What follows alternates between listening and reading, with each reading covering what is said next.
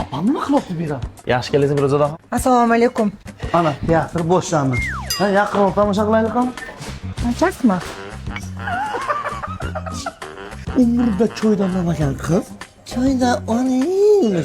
Salatdan oling. Yo'q, men o'zim uyda har kuni pishirib yeyman. Bu salatlarni pishirishni bilaman. Uyda eplab tuxum pishirolmaydi. Salat pishiraymi ishladim.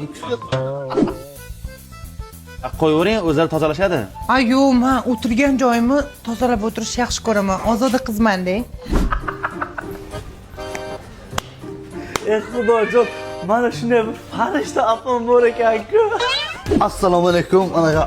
Bu narsangizmi zakaz qiling. Yo'q, men 6 dan keyin ovqat yeyman. Sog'lom turmush tarzi. Ha, tinchlikmi? Opam esime tushib ketdilar uyda. Soat 1da turdim, qozon ko'p uraydilar. Assalomu alaykum. Yangi yaxshimisiz? Doston, assalomu alaykum. Yaxshimi? Kim bu yoq? Bu meni o'rtog'im. Siz kimsiz? Men bu yoqda ukalari bilan bordim. Yo'q, men bo'lajak pochangizman. Sizni tanidim. Bu yoq hech kim. Samarqandda mehmon Islombek. Mehmon bo'lsa nima qilibdi? 7-aprel kuni Samarqandda Life Garden'da parti qilyapman. Shunga taklifnoma bergani keluvdim. Shu oddiy partiyaga bormoqchimisan? Yo'q, bu oddiy pat emas. Yebichar 3 qavat, tizza bo'yi bo'ladi. Undan tashqari Yulduz Usmonova, Rayhon G'aniyeva keladi. Chechenka ham kelar ekan. Roston, zo'r ekan-ku, biz ham boramiz bo'lmasa. Bo'pti, mayli, men ketdim. 6 dan keyin ko'chada yurmayman-da.